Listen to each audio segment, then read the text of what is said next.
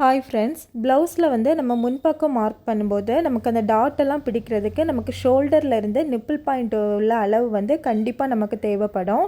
அந்த அளவு வந்து இப்போ ஒருத்தங்களோட உடம்புல இருந்து நீங்கள் மெஷர் பண்ணுறீங்க அப்படின்னா நமக்கு வந்து நம்ம அப்படியே மார்க் பண்ணிடலாம்.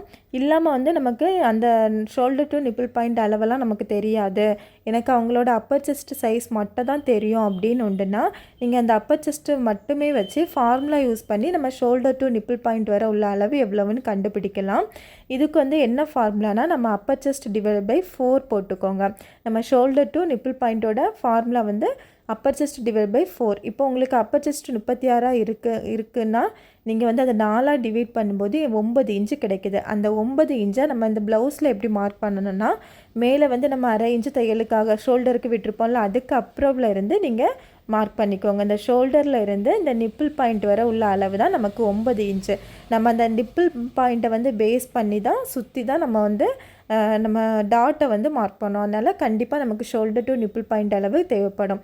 உங்களுக்கு கரெக்டாக கிடைக்காத பட்சத்தில் நீங்கள் இந்த ஃபார்முலா வந்து யூஸ் பண்ணிக்கோங்க. தேங்க்யூ.